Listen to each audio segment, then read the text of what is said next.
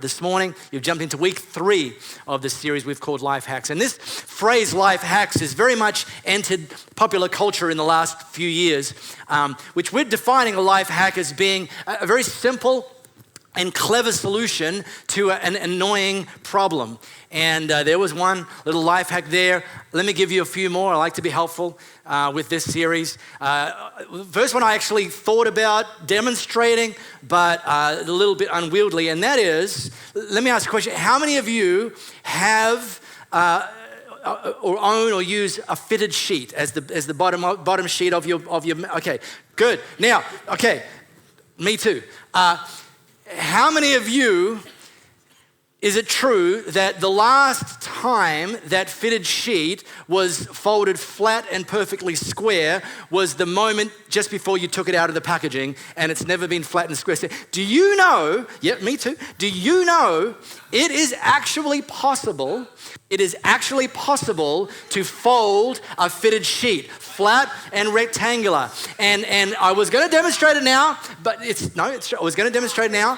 We have a king size bed, and I have a Vesper, and I couldn't get the sheet here. But go home, jump on YouTube. It is possible. Life hack. Anyway, what I want to do though is give you a few little life hacks, all centered around the use of a smartphone. We all have smartphones. We're all kind of addicted to smartphones. So let me give you a couple of life hacks dedicated to smartphones. I was watching the Winter Olympics yesterday afternoon, a little snippet of that, right up until the boring ice skating started, and then I switched it off.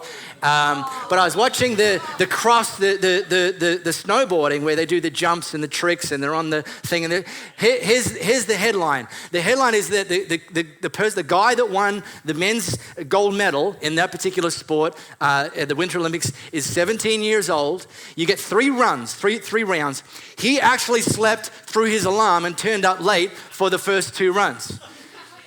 And then smashed the 3rd one and won the gold medal. But you got to think, this Winter Olympics gig only comes around once every 4 years, and it's probably, if it's a weekly thing, okay, I slept through my alarm last week, but I'm here on time this week. No, every 4 years, you wanna make sure you don't sleep through your alarm. Now, So if you're a heavy sleeper, what you do is you take your phone and you overnight and you put it inside a glass. Okay, glass must be empty of water, obviously. You put it inside a glass, and the glass will act as an amplifier for your alarm in the morning. Boom, life hack. All right, has anyone got some sunglasses or glasses like that they would trust me with for a brief moment? I won't. No, mine don't work. I've already tried this one. What do you got, big boy? All right, yeah. Oh, perfect. All right, so here's the thing. Here's the thing. So you're cooking, and you pull up the little recipe instructions on your phone, and you think, but you need 2 hands for the and you didn't invest in a swanky stand like I did. Here you go. You get your glasses, right, and you open them up like that. This is excellent podcasting, obviously. Boom! Life hack.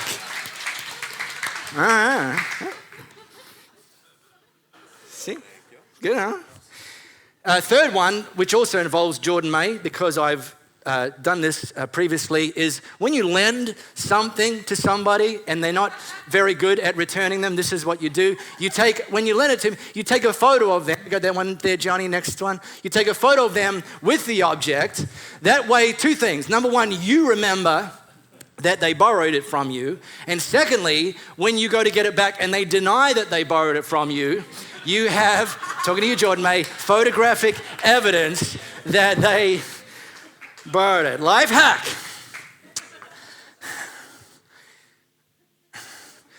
Today I want to teach about hacking satisfaction with generosity. And here's the thing about satisfaction. Satisfaction is like water.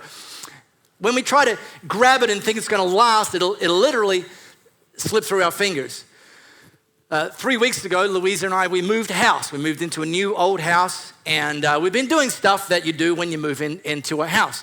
I remember we started the move-in process.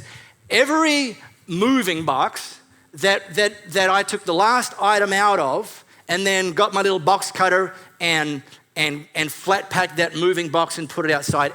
Every box was enormously satisfying. Some of you this week, I don't know if you caught the headlines, there was a news story broke Monday morning. It said, a couple assembles furniture together and stayed married. That was us. That was us. Louie and I put a wardrobe, a cupboard thing together on Sunday night, and we're both still alive and still married. And it's enormously satisfying. The house we moved from was surrounded entirely by brick paving. So we would live there for 8 years. And so early in that period, I owned a lawnmower, but discovered that bricks don't grow. And so I gave the lawnmower away at the time. But the house we moved into has a little patch of lawn.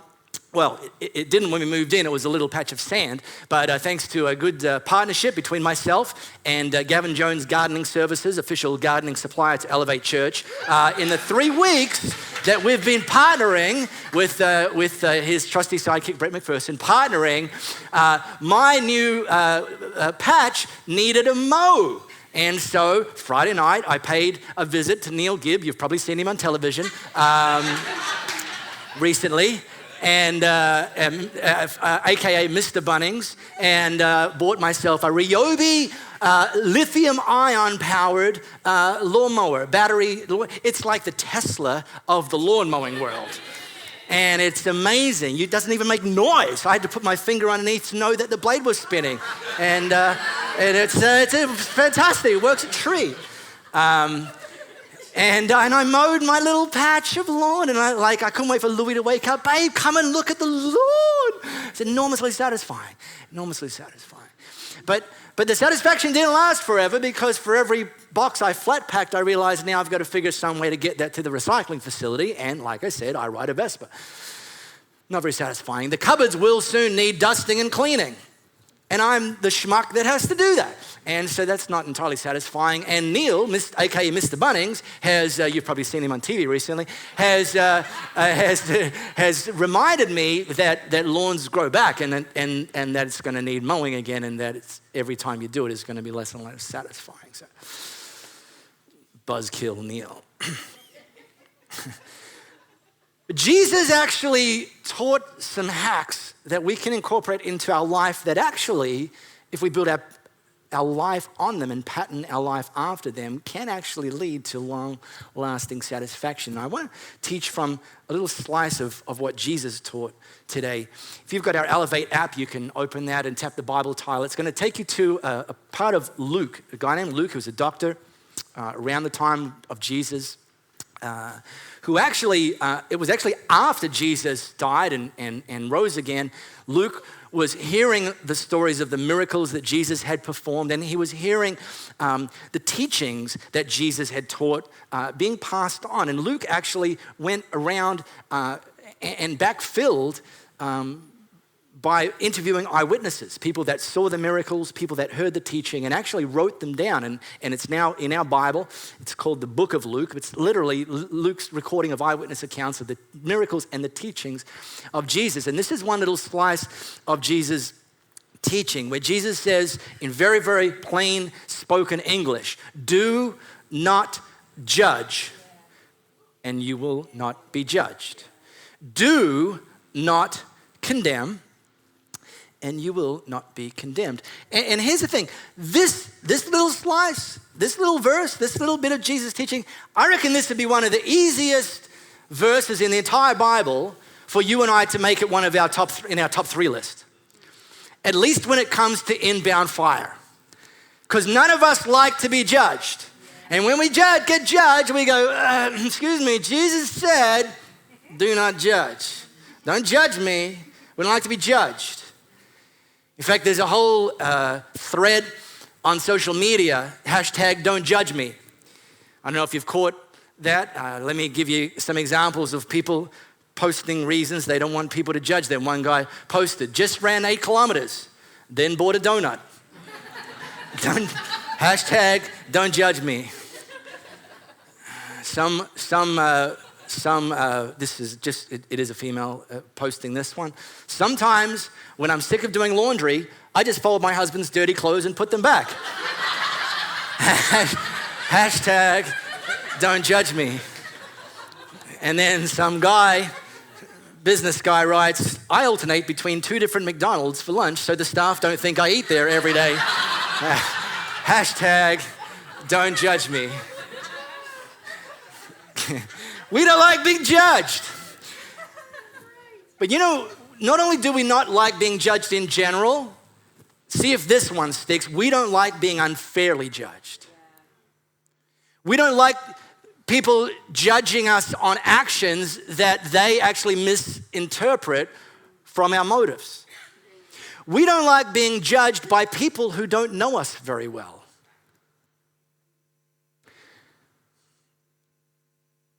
And we definitely don't like being judged by people who don't know the whole story and the context that it occurred in, yeah?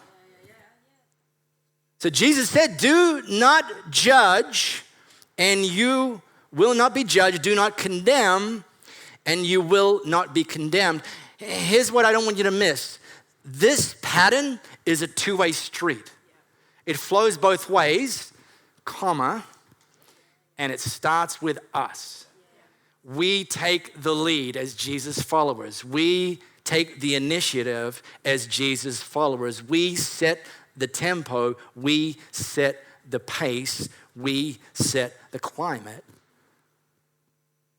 Do not judge, do not condemn, and in turn, you won't be judged and you won't be condemned. And look, it's easy to crop ourselves out of this because you might be sitting there thinking, I'm not very judgy. I'm pretty easygoing. Well, let me show you how the Message version records it and see if maybe this one gets a little more traction. Do not pick on people. Jump on their failures. Criticize their faults. Ever run someone down in the break room? Oh, let me tell you about. Ever joined a conversation when some of your colleagues were running someone down in the break room? Oh, really? You're kidding me. Gosh, that sounds right. Ever thrown shade on someone on social media? Because it's easy to be a keyboard warrior, right? Someone you know or someone you don't know. Yeah, typical. Ever picked on people, jumped on their failures, criticized their faults? Jenny can confirm this for me. The Germans have a word called Schadenfreude. And it doesn't translate into English in one word, but the essence of the meaning, this is our resident German, she may correct me later, but Schadenfreude is actually to take pleasure in someone else's misery. To feel a little smug and a little better about yourself because someone else messed up. Jesus said it's judging. It's judging. And when Jesus says do not, it's not a suggestion, but it's also not something he's trying to limit us. Oh, Jesus, all he ever does is tell me what I can't do and what I shouldn't do. No. He puts this up not to limit us, but to actually free us. Because he's got something better. He's got a better way that you and I can live. Because here's why judgment's a problem. Judgment's a problem, first and foremost, when you get judgy, particularly about people and things and situations you don't know the whole story, you'll be wrong more often than you want to be wrong. Yeah, that's good. You just jump on and judge. You don't know the whole story. You don't know the motives. You'll be wrong more often than you want to be wrong. So here's my little bit of coaching that I like to give people. Get really good at saying, I don't know. Oh, I don't like to say I don't know because it makes me look stupid. No, saying things that were wrong actually makes you look stupid.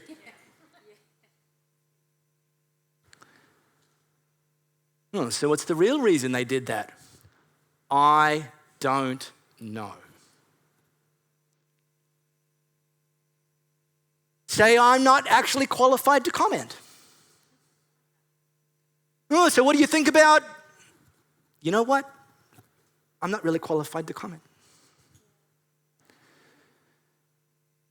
Or this one, I actually don't know the person well enough to speak accurately into that situation.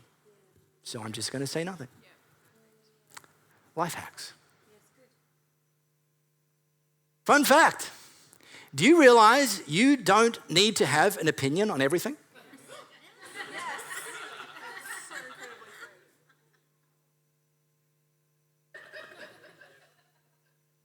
I know, it's breaking news. What?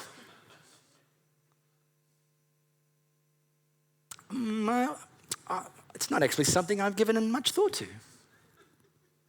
I say that. I have opinions on lots of things, but I don't have an opinion on everything. And if someone asks me something I don't really, I'm like, it's not something I've given a lot of thought to, so why would I speak like I'm an expert? I'll just make myself look stupid. I'll have to get to know the person or the situation a little bit better before I can respond accurately to that. I don't currently have an informed opinion. You know, another reason judging is a problem is that it poisons the well of your soul.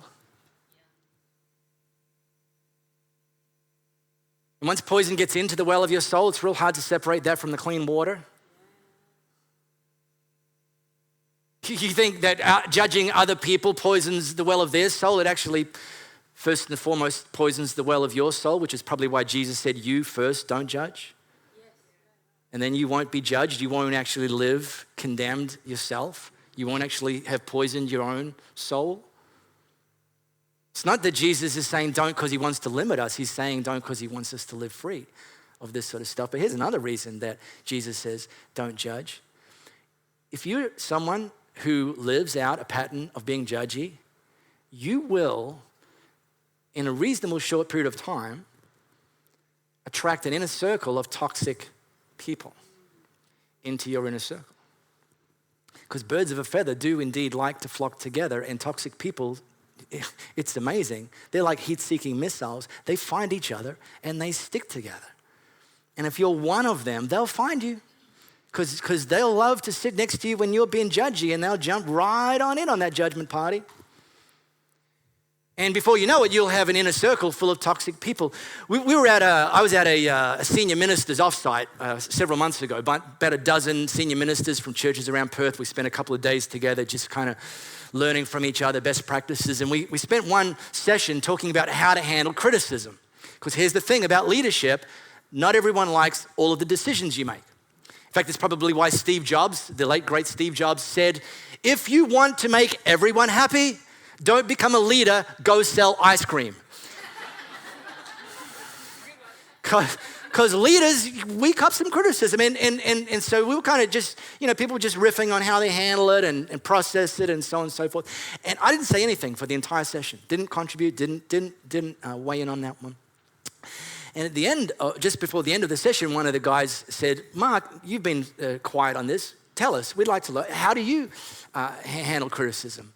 And I said, the reason I haven't weighed in on this particular topic is I don't really get any criticism. No, it's true. I say, literally, not any single one of you have criticized me. Literally, the only people that may or may not be criticizing me are so distant that I can't even hear them. Because you guys don't criticize me, you come seeking understanding. Hey, Mark, and you do that with each other. And so what we have to learn how to handle is how to handle being more understanding. Well, that's an easy one to carry and not handle. So I said, if you hear people criticizing me, you can be assured I didn't hear them because they're so far away from my inner circle that I don't even hear them. Again, not that I do everything right, but that I've fashioned and decided to fashion in my own life a pattern of not being critical and judgy. And so I don't attract those people. And you can do it too. I know you can. And then Jesus said, forgive, and you will be forgiven. This is the same dynamic as judgment. We don't like being judged, and we don't like people not forgiving us. But Jesus is, again, like he said with judgment, is it starts with us. It's meant to be initiated by us. We're meant to be the ones who forgive first. And this can be an everyday thing. You're driving along, 2-lane highway. You see the sign up there says lane closed, road works in the left-hand lane. So like a good law-abiding motorist, you put your indicator on and you move into the right-hand lane and you see everyone else doing the same thing. And then you see in your wing mirror that one guy who he's seen the same sign as you, but he decided, I know what I'm going to do. I'm just going to go very, very quickly up the left-hand lane, and at the very last minute, just before the sign, I'm going to pull in. And you see that, and you struggle right then and there with forgiveness.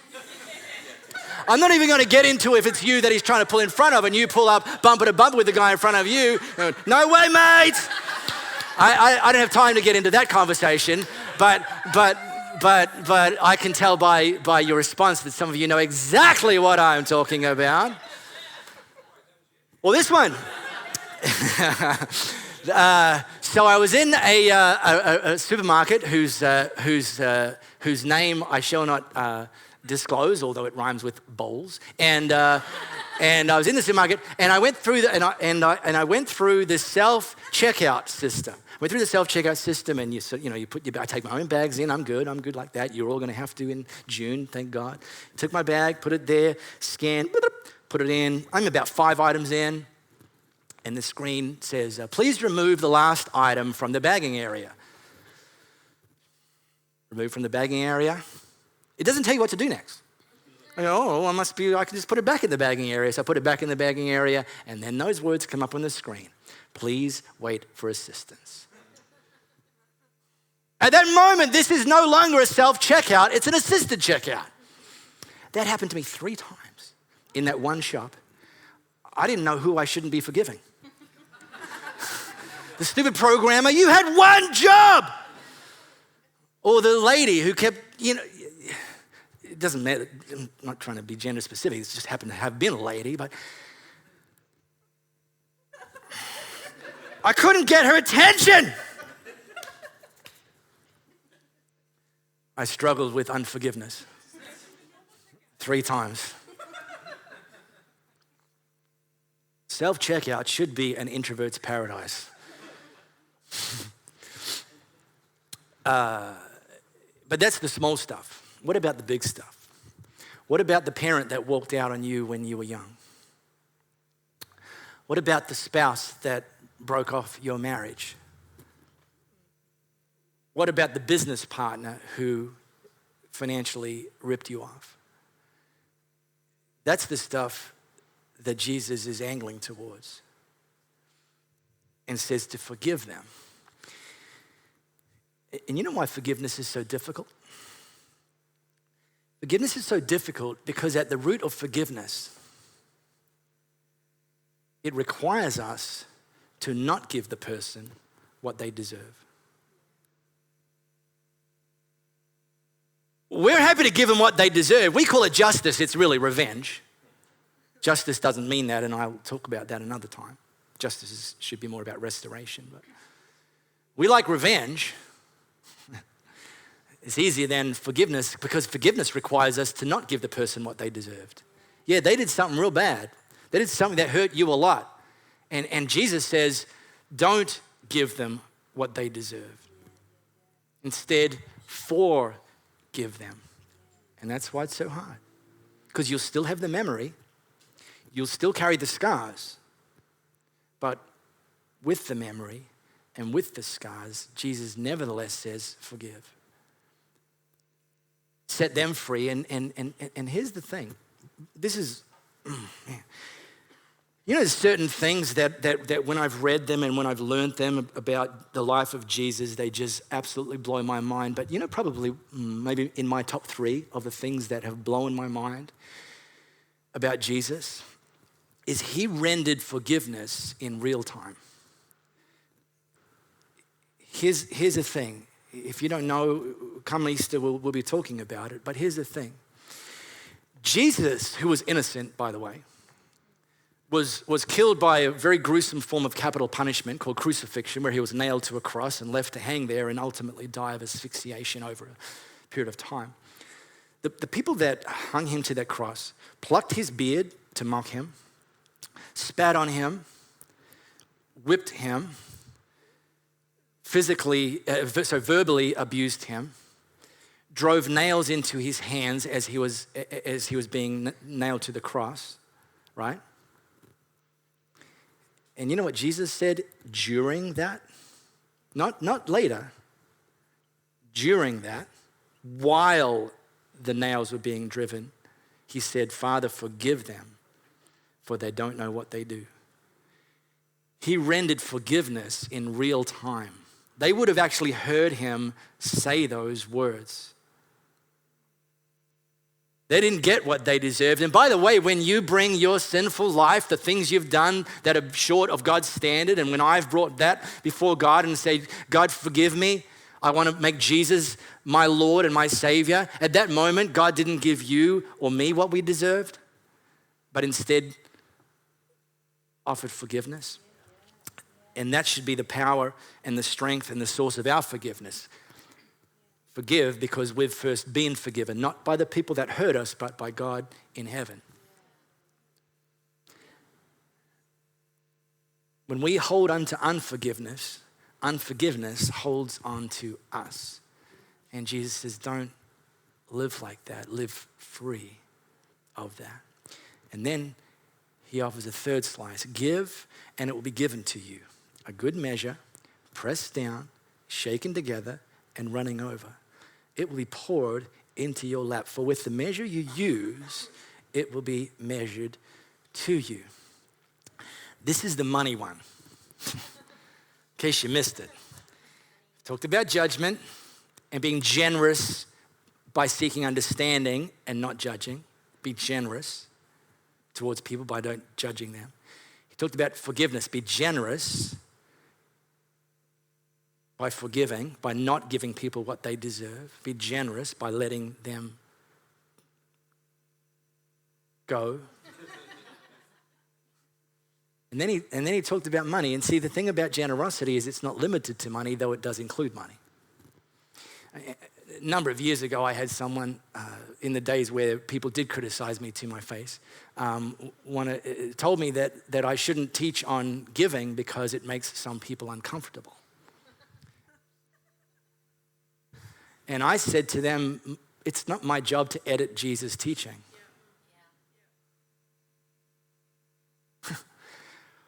Who would I think I am to edit Jesus' teaching? Huh? Come on. Would you want to actually be taught by someone who just edits what Jesus taught? Or would you like, this is what Jesus said, I'm going to teach it, whether it's comfortable for you or not? Well, I'll go the latter, because if Jesus said it, I want to hear it. And I want to hear it unpacked. And the thing about this is actually a word picture. And Jesus lived in a very agricultural era. And when he spoke these words to the audience that he spoke them to, they would have understood this. But we don't understand this. This doesn't make sense. This word picture isn't clear to us. So let me explain very simply. I'll explain it and you'll go, oh, well, that's simple. But the point is, if you didn't live in that setting, you wouldn't get this. So here's what Jesus actually meant in this word picture.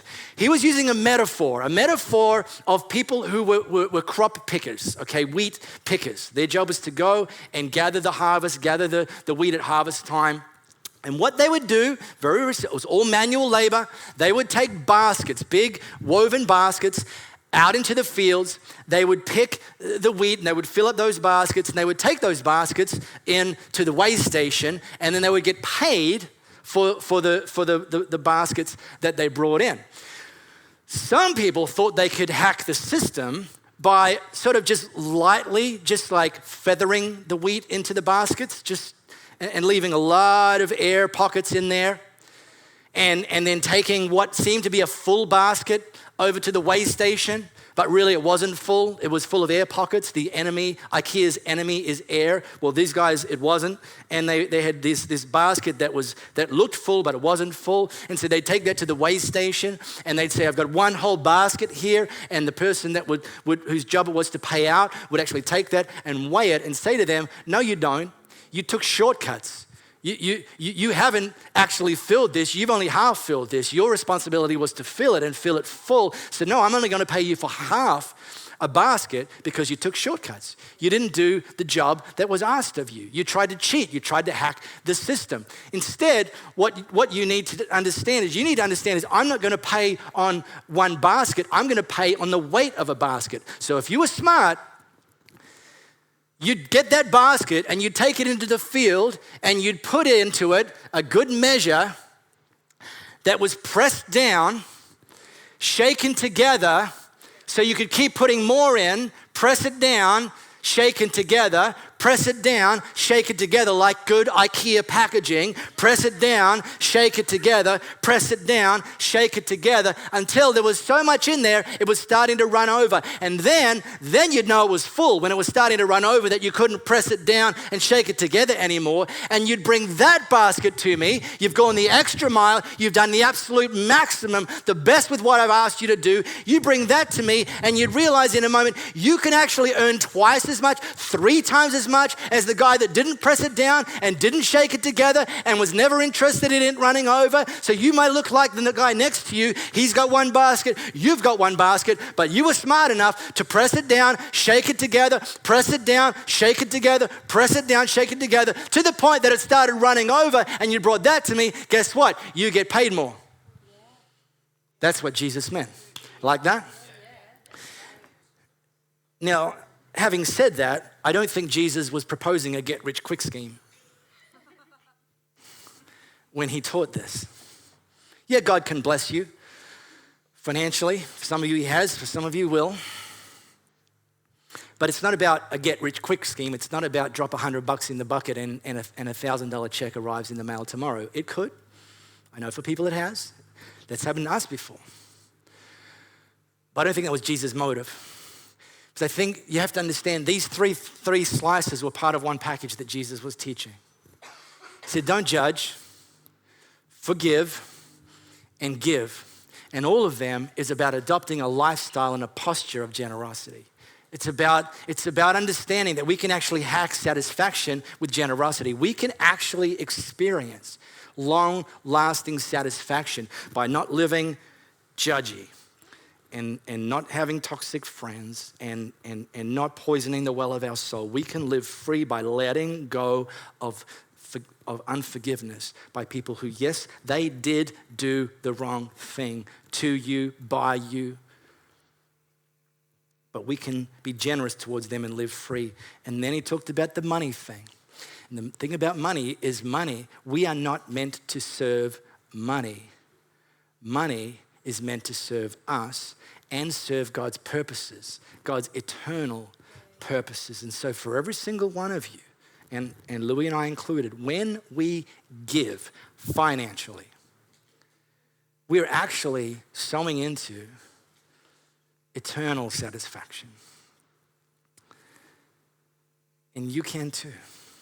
And I want to get real practical. I'm landing this thing right now. Real practical. The judgy part, don't judge. You have to start that when you walk out the door. You have to start that when you go to work tomorrow. You have to start that when you have the family gathering this afternoon. You have to start that. I'm pretty confident you're not going to be judging people on site in the next 20, 30 minutes. But you have to make the decision here and now.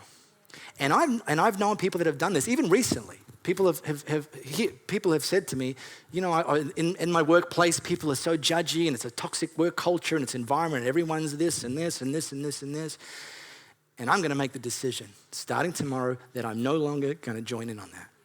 And I go, boom, done, go. Put into practice, might not be easy. Start with your L plates on, but you'll get better at it. And by the way, God will use you to change your workplace culture 1 millimeter at a time. So that could be the decision, the practical decision you need to make here and now. What about forgiveness? I'm going to pray for you. But those of you who, you didn't know I was preaching about this and teaching around what Jesus had to say, but you either already knew you were carrying around and holding on to some unforgiveness, or it bubbled to the surface. That name, that situation, that memory.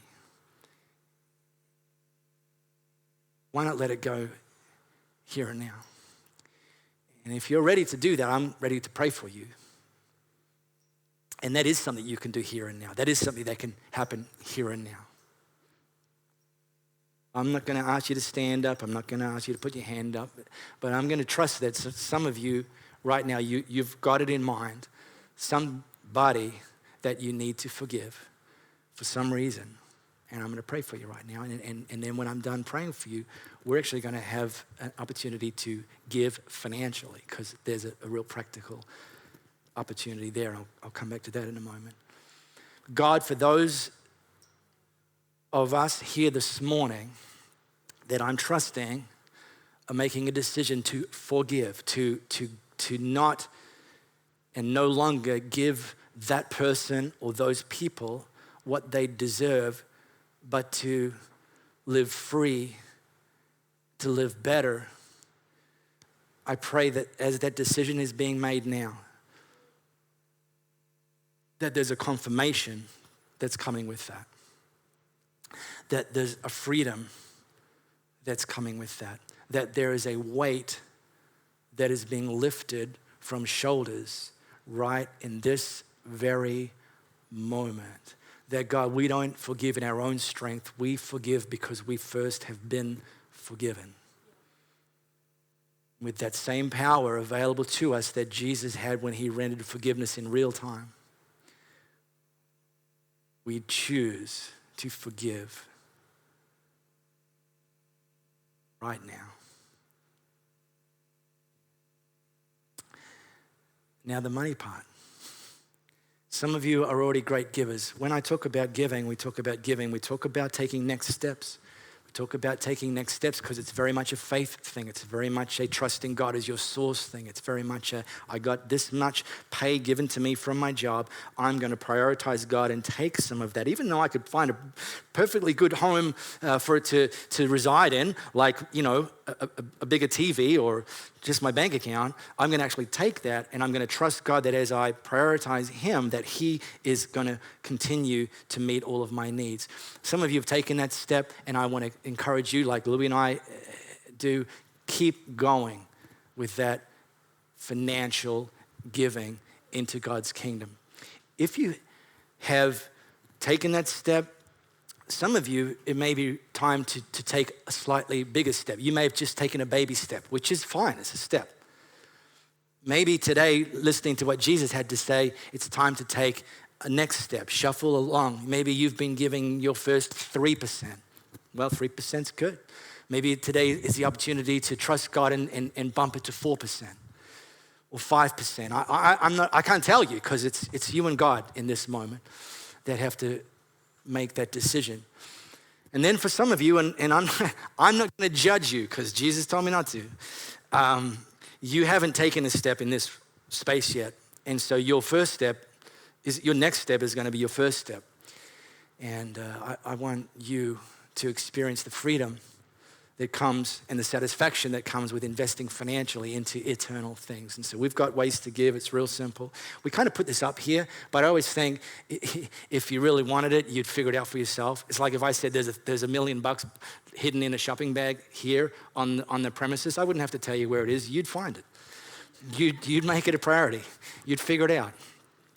So you figure it out, but we make it easy. You can give direct deposit. That's what Louie and I do. We set our bank account up. It just goes out every pay. Our Elevate app, you can give through there within 30 seconds, and the next time it'll take less than 10 seconds. 10 seconds, oh my God. Yeah, I know, sorry. Or we have envelopes on the chairs. You can give that way. I'm going to pray for that right now. But I'm not going to pray that, well, I am going to pray that the baskets are full because there's things that God wants to do with the stuff that's in those baskets that we give into. I'm going to pray that there's a freedom that comes with you taking that next step. That you're not a slave or a servant to money, but actually money is a tool and a resource that you actually deploy into the things and the purposes of God. Father, I thank you for every single person who calls Elevate Church their home, who says, I am Elevate Church, that gives financially, God, that you continue to give back to them. You continue to be their source. You continue to give them the everlasting and eternal satisfaction that comes with investing into your kingdom.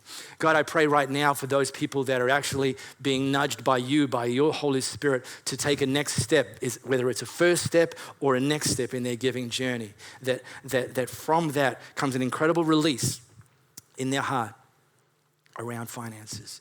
In Jesus' name, amen. Guys, one of those options, as buckets go by, that's obviously for option 3. And while that's happening, I'm going to go home and fold a fitted sheet because I can.